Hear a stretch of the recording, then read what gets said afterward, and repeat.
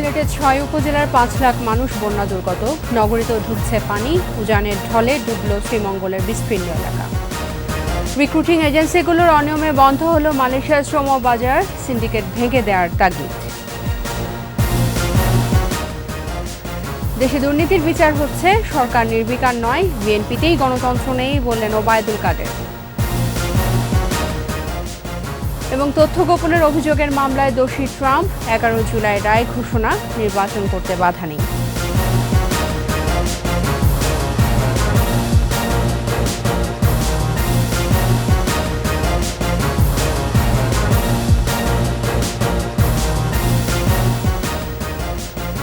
শুনছিলেন first security ইসলামী bank PLC সংবাদ শিরোনাম। আমন্ত্রণ জানাচ্ছি দুপুর 2টার 21 সংবাদে। আপনাদের সাথে আছে আমি তাজনুল বাদল। 21 টেলিভিশনের সংবাদ একই সাথে সরাসরি দেখতে পাবেন আমাদের ফেসবুক পেজ www.facebook.com/2124 অনলাইনে।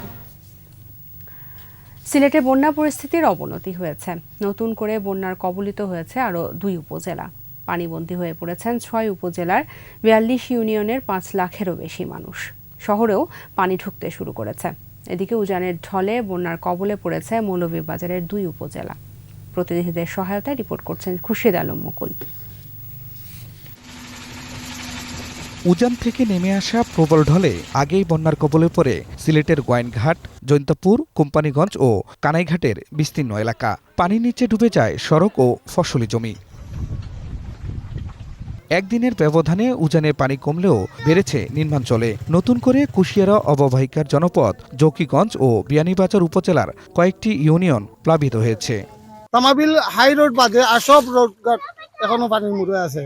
এসব উপজেলার 42টি ইউনিয়নের 5 লাখের বেশি মানুষ এখন বন্যা দুর্গত। সিলেট সালুটিকর, গোয়াইনঘাট এবং হরিপুর গাছবাড়ি সড়ক পানিতে তলিয়ে যাওয়ায় ব্যাহত হচ্ছে যোগাযোগ। পানি ডুবাই লাইছে, মানুষ যাতায়াত করতে পারেন না। এখন কানাইঘাটেও মানুষ নৌকা দিয়ে যাতায়াত করে। একদিনের মধ্যে মানে আসিয়া এই রাস্তাটা তোলাই গেছে। বন্যার পানি ঢুকতে শুরু করেছে সিলেট নগরীতেও। নগরীর তালতলা এলাকায় ফায়ার সার্ভিস স্টেশন সহ কয়েকটি সরকারি অফিস ও মার্কেটে পানি ঢুকেছে। কুশিয়ারার পানি অমলশীত ও শেওলা পয়েন্টে, সুরমার কানাইঘাট এবং সারিগোয়াইন নদীর পানি সারিঘাট পয়েন্টে বিপদসীমার উপর দিয়ে বইছে। বন্যা কবলিতদের জন্য খোলা হয়েছে 547টি আশ্রয়কেন্দ্র। আশ্রয় নিয়েছেন 8,800 জন। এদিকে বৃষ্টি ও উজানের ঢলে মৌলভীবাজারে বিভিন্ন ছড়ায় পানি বেড়েছে। প্লাবিত হয়েছে শ্রীমঙ্গলের সবুজবাগ ও রূপপুর সহ বিভিন্ন এলাকা। দুর্ভোগে পানিবন্দী কয়েক হাজার বাসিন্দা। অত্র এলাকার মানুষ খুবই ক্ষতিগ্রস্ত হয়েছে, দেখার মতো কেউ নেই। খুরশিদ আলম মুকুল, 21 টেলিভিশন। বন্যা পরিস্থিতির খবর জানতে সরাসরি যুক্ত হচ্ছে সিলেটে। সেখানে আছেন সহকর্মী ওয়েস খসরু। খসরু, আমরা এরই মধ্যে জানতে পেরেছি সিলেটে বন্যা পরিস্থিতি অবনতি হয়েছে। আপনার কাছে সবশেষ কি খবর আছে বন্যা পরিস্থিতির?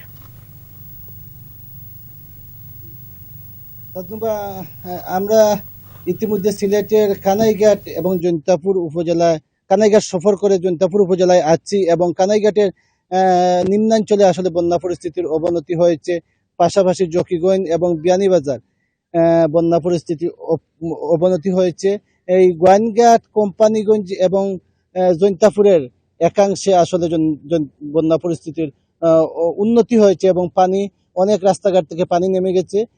পাশাপাশি আশ্রয় কেন্দ্রে যেসব মানুষজন ছিলেন তারা এখনো রয়েছেন। বাড়িঘরে পানি থাকায় তারা আসলে বাড়িতে উঠতে পারছেন না এবং অধিকাংশ, যেহেতু সিলেটের অধিকাংশ বিদ্যালয়ে তারা আশ্রয় কেন্দ্র করেছেন, এ কারণে বিদ্যালয়গুলো বন্ধ রয়েছে এবং বিদ্যালয়গুলোতে অনেক বিদ্যালয়ে পানি উঠে গেছে। আমি আছি এখন আসলে জৈন্তাপুরের হেমুতিনপাড়া এলাকায়।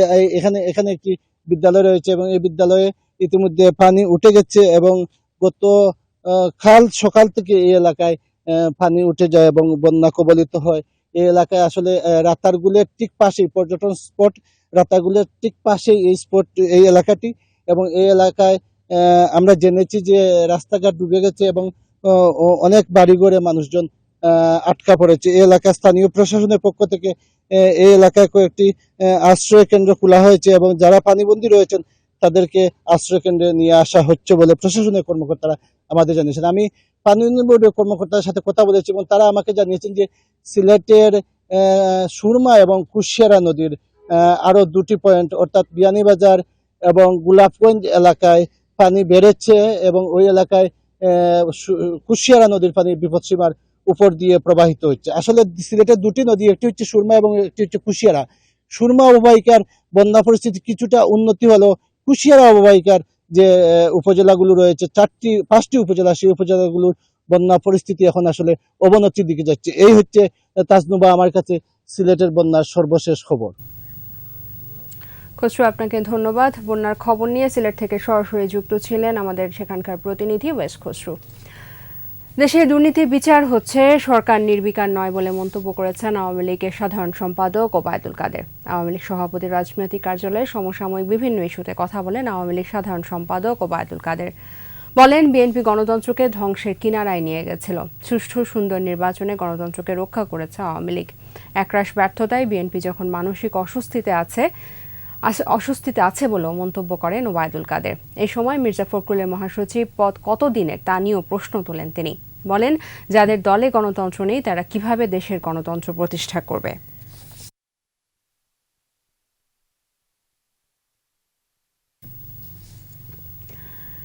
রিক্রুটিং এজেন্সিগুলোর অনিয়ম থাকলেও শ্রমবাজারের স্বচ্ছতা নিশ্চিত করতেই বাংলাদেশ সহ 15টি দেশ থেকে জনশক্তি আমদানি বন্ধ করছে মালয়েশিয়া। বাইরের পক্ষ থেকে এমন দাবি করা হলেও বিশেষজ্ঞরা দায়ী করছেন সিন্ডিকেটকে। পরামর্শ দিচ্ছেন সিন্ডিকেট ভেঙে দেওয়ার। এদিকে চালুর 3 মাসের মাথায় গেল সপ্তাহে বাংলাদেশের জন্য শ্রমবাজার বন্ধ করে দিয়েছে মালদ্বীপও। মেহেদী হাসানের রিপোর্ট। বাংলাদেশ সহ 15টি দেশের বৈধ অবৈধ মিলিয়ে 30 লাখ বিদেশি শ্রমিক রয়েছে মালয়েশিয়ায়, যাদের মধ্যে একটি অংশের কাজ নেই। এমন পরিস্থিতিতে 31 মে থেকে শ্রমবাজার বন্ধের ঘোষণা দিয়েছে মালয়েশিয়া। আগামীতে কাজ নিশ্চিত সাপেক্ষে চাহিদার ভিত্তিতে বাজার খুলে দেওয়ার কথা বলছে দেশটি।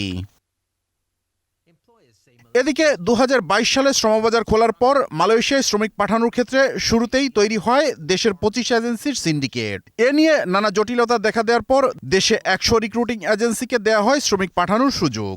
মালয়েশিয়া যেতে সরকার জনপ্রতি ব্যয় ৭৯,০০০ টাকা বেঁধে দিলেও এজেন্সিগুলো বাংলাদেশি কর্মীদের কাছ থেকে নিয়েছে গড়ে ৫,৪৪,০০০ টাকা।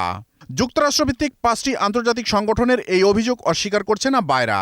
বলছে, শুধু বাংলাদেশ নয়, শ্রমবাজারের সার্বিক স্বচ্ছতা নিশ্চিত করতেই জনশক্তি আমদানি বন্ধের সিদ্ধান্ত নিয়েছে মালয়েশিয়া। ওরা সার্ভে করবে যে কোন সেক্টরে কত লোক আছে, কোথায় কোনো প্রবলেম আছে কিনা, যেগুলো প্রবলেম আছে ট্রাবল শুট করা, তারপরে নতুন করে কোন কোন সেক্টরে তাদের নতুন রিকোয়ারমেন্ট আছে, তখন তারা নতুন করে একটা পলিসি নির্ধারণ করবে কোন কোন দেশ থেকে নেবে কিংবা কোন সিস্টেমে নেবে, এটাকে রিভিউ করবে। এটা কিন্তু বাংলাদেশের জন্য বন্ধ করেনি, এটা টোটাল ওদের ফরেন ওয়ার্কার সিস্টেমটাই ক্লোজ। আবার যখন বাজার খুলবে তখন সেখানে যাতে কোনো সিন্ডিকেট না থাকে তা নিশ্চিত করার তাগিদ বিশেষজ্ঞদের। এটা ইনভেস্টিগেট করা উচিত, এটাকে ডিসেন্ট্রালাইজ করা উচিত। এদেরকে এককভাবে কেন দিবে? এরা কি গরিব মানুষ? আরও অনেক লোক আছে এই ব্যবসা করতে পারে, তাদেরকে দেন, কম্পিটিশন বাড়ায় দেন। কম্পিটিশন না থাকলে সিন্ডিকেট যেখানে দিবেন, সিন্ডিকেটের কারণে আপনার জিনিসপত্রের দাম বাড়ে। তো সিন্ডিকেটের কারণে আপনার টাকার পরিমাণ বেশি টাকা দিয়ে যাইতে হয়। সিন্ডিকেট যদি না থাকে তখন এদের মধ্যে কম্পিটিশন থাকবে। এদিকে নানা অনিয়মের কারণে চালুর 3 মাসের মাথায় গত 24 মে বাংলাদেশিদের জন্য আবার বন্ধ করে দেওয়া হয়েছে মালদ্বীপের শ্রমবাজার। Capital city of Male. Mehedi Hasan, 21 television, Dhaka. ঢাকার রাস্তায় বিক্রি হচ্ছে 130 রকমের খাবার।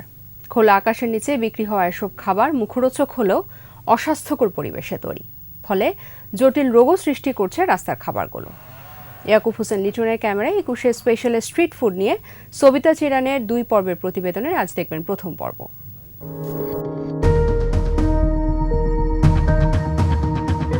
রাজধানী প্রায় সব স্ট্রিট ফুডের দোকানই খোলা আকাশের নিচে। উন্মুক্ত অবস্থায় তৈরি, বিক্রি ও সাজিয়ে রাখা খাবারে মিশছে জীবাণু, দূষিত করছে পোকামাকড় আর মাছি। এতে বাড়ছে নানা ধরনের রোগ ব্যাধি, রয়েছে মারাত্মক স্বাস্থ্য ঝুঁকির শঙ্কাও।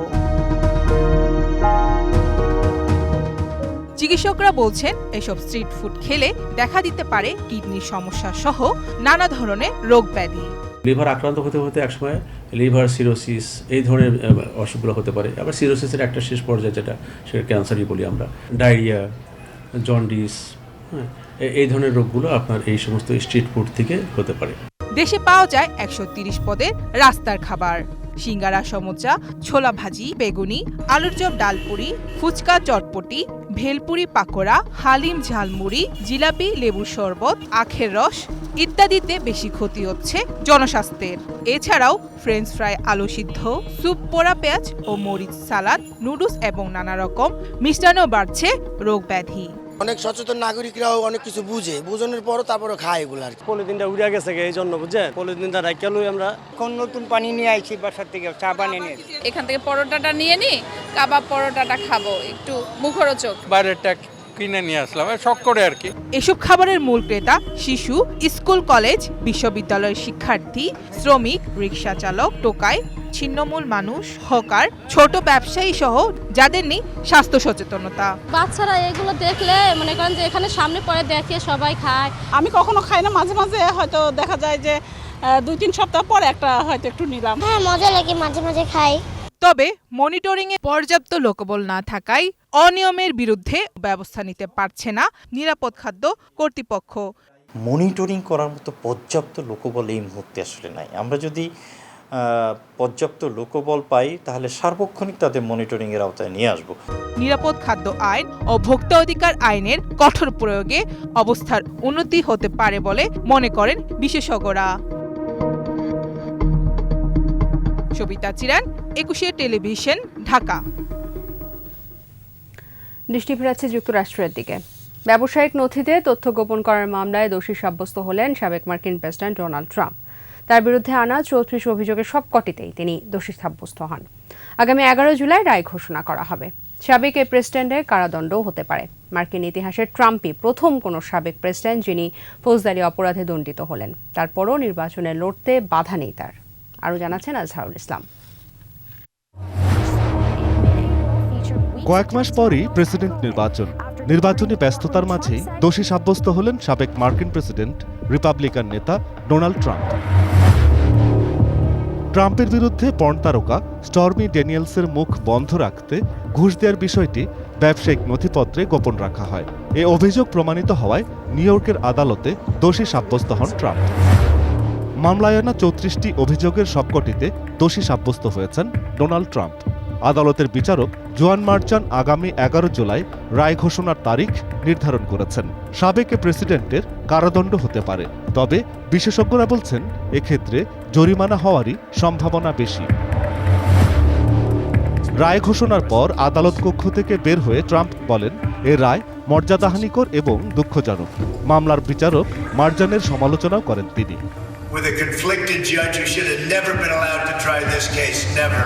ট্রাম্পই প্রথম কোনো সাবেক মার্কিন প্রেসিডেন্ট যিনি ফৌজদারি অপরাধে দণ্ডিত হলেন। তবে দেশটির সংবিধানে ফৌজদারি অপরাধে দণ্ডীদের নির্বাচনে অংশ নেয়ার বিষয়ে কোনো শর্ত না থাকায় ট্রাম্পের আগামী নির্বাচনে লড়তে কোনো বাধা থাকছে না। দোষী সাব্যস্ত হলেও রিপাবলিকান সমর্থক দাতারা নির্বাচনে ট্রাম্পের পাশেই থাকছেন। আগামী নির্বাচনে লাখ লাখ ডলার অনুদান দেওয়ারও প্রতিশ্রুতি দিয়েছেন তারা।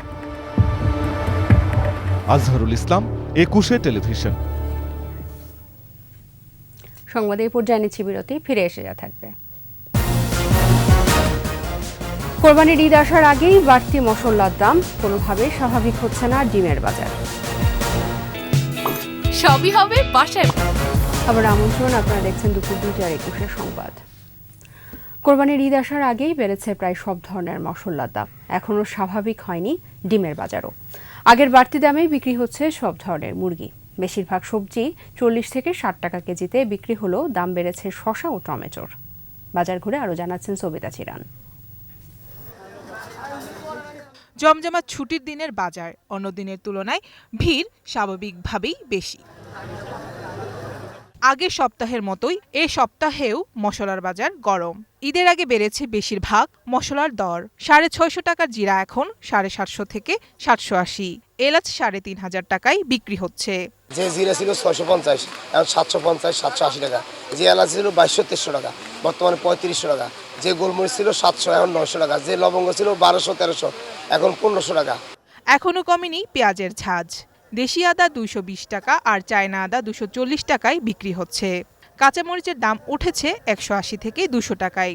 ঈদের বাকি আর মাত্র 14-15 দিন, হ্যাঁ, সেই সূত্রে দেখা যাচ্ছে রসুনের দাম হয়েছে 220 টাকা কেজি রসুন, আর আদা এসে চায়না আদা, এটার দাম হয়েছে 240 টাকা কেজি। এখনো অস্থির ডিমের বাজার। তীব্র গরমকে অজুহাত দেখাচ্ছেন বিক্রেতারা। গেছে সপ্তাহে আমরা 150 টাকা করে বিক্রি করছিলাম, চলতি সপ্তাহে আমরা বিক্রি করতে আছে 155 থেকে 60 টাকা। কাঁচা বাজারে বেশিরভাগ সবজির দাম স্থিতিশীল থাকলেও কাঁকরোল, টমেটো আর শসার দাম বাড়তি। শসা বর্তমান বাজারে 80 টাকা কেজি শসা, টমেটো 90 টাকা 100 টাকা ভালো মানেরটা, আর অন্যান্য সবজির দাম আরও কমছে। যে পেঁপে হচ্ছে আমরা 20 থেকে 30 টাকা করে কিনতাম, সেই পেঁপের দাম এখন হচ্ছে 80 টাকা কেজি। প্রতি কেজি ইলিশ এখন 1600 টাকা। এছাড়া অন্যান্য মাছের দরও কিছুটা বাড়তি। আমরা মধ্যবিত্ত যাই পারছি নিয়েছি, কিন্তু আমার কাছে মনে হচ্ছে দামটা অনেক বেশি আর কি। প্রতি কেজি গরু মাংস 750 আর খাসির মাংস বিক্রি হচ্ছে 1200 টাকায়। সবিতা চিয়ান, একুশে টেলিভিশন, ঢাকা। ঈদুল আজহাকে সামনে রেখে চট্টগ্রামের 15টি উপজেলায় 8.5 লাখ গবাদি পশু কোরবানির জন্য প্রস্তুত করা হয়েছে বলে জানানো হয়েছে। ফলে এবারও চট্টগ্রামে গবাদি পশুর সংকট হবে না বলে জানিয়েছেন প্রাণী সম্পদ কর্মকর্তারা। বিদেশ থেকে পশু আমদানি বন্ধ থাকায় এবারও ভালো দাম পাওয়ার আশা খামারিদের। চট্টগ্রাম থেকে হাসান ফেরদৌসের রিপোর্ট, জানাচ্ছেন সমর ইসলাম। জেলা প্রাণী সম্পদ বিভাগের তথ্য অনুযায়ী চট্টগ্রামে প্রায় 12,000 খামারে এবছর কুরবানির উপযোগী গবাদি পশু রয়েছে 8,52,259টি। চাহিদা রয়েছে 8,85,765টি। চাহিদার তুলনায় 33,406টি ঘাটতি থাকলেও আশপাশের জেলা থেকে এর যোগান আসবে বলে জানায় প্রাণী সম্পদ বিভাগ। চাহিদা মোতাবেক আমরা থানাধীন খামারগুলি থেকে আমরা মোটামুটি 70% উপরে আমরা ওভারকাম করতে পারবো। আর পাশাপাশি যতটুকু শর্ট থাকবে আশেপাশে জেলা অথবা উপজেলা থেকে এসে শহরের এই চাহিদাটা পূরণ করতে সক্ষম হবে। এদিকে বিদেশ থেকে আমদানি বন্ধ থাকায় এবারও কোরবানির পশুর ভালো দাম পাওয়ার আশা করছেন খামারিরা। এবারের প্রস্তুতি আমাদের ভালো। আমরা গত বছর প্রায় 100টার মতো সেল করেছি।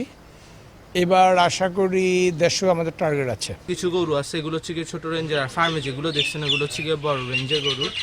তো আমাদের হচ্ছে গিয়ে মিনিমাম প্রাইস আমরা হচ্ছে গিয়ে 1 লাখ থেকে শুরু করতেছি আর কি। গবাদি পশুর উৎপাদন বাড়াতে খামারিদের সব ধরনের সহায়তা দেওয়ার কথা জানায় প্রাণী সম্পদ বিভাগ। এর ফলে কোরবানির পরও দেশে এবার 22 লাখের বেশি পশু উদ্বৃত্ত থাকবে। গত বছরের ভিত্তিতে যদি হিসাব করি তাহলে সর্বোচ্চ 1,07,00,000 পশুর প্রয়োজন হবে। তাতে আমাদের উদ্বৃত্ত আছে, সেই উদ্বৃত্তটা আমি বলবো যে কোরবানির পরে অনেকগুলো পর্ব থাকে, সেখানেও পশুর প্রয়োজন। সুতরাং কোরবানির বাজারে যে পশু থাকবে, আমাদের যে চাহিদা সেটা একেবারে কাছাকাছি। সেজন্য আমাদের দেশের বাহির থেকে কোনো পশু আমদানি করার প্রয়োজন নয়, সেটা দৃঢ়তার সাথে আমরা বলেছি। ক্ষুদ্র ও মাঝারি খামারিদের জন্য মানসম্মত খাদ্য ও ওষুধ সহজলভ্য হলে গবাদি পশু দেশের চাহিদা মিটিয়ে রপ্তানি করা সম্ভব বলে মনে করেন বিশেষজ্ঞরা। সমর ইসলাম, একুশে টেলিভিশন। শেষ করব দুপুর 2টার 21 সংবাদ। যাবার আগে ফার্স্ট সিকিউরিটি ইসলামী ব্যাংক পিএলসি সংবাদ শিরোনামগুলো জানাবো আরও একবার। সিলেটের 6 উপজেলার 5 লাখ মানুষ বন্যা দুর্গত, নগরীতেও ঢুকছে পানি। উজানের ঝলে ডুবল শ্রীমঙ্গলের বিস্তীর্ণ এলাকা। রিক্রুটিং এজেন্সিগুলোর অনিয়মে বন্ধ হলো মালয়েশিয়ার শ্রম বাজার, সিন্ডিকেট ভেঙে দেওয়ার দাবি। দেশে দুর্নীতির বিচার হচ্ছে, সরকার নির্বিকার নয়, বিএনপিতেই গণতন্ত্র নেই বললেন ওবায়দুল কাদের। তথ্য গোপনের অভিযোগের মামলায় দোষী ট্রাম্প, 11 জুলাই রায় ঘোষণা, নির্বাচন করতে বাধা নেই।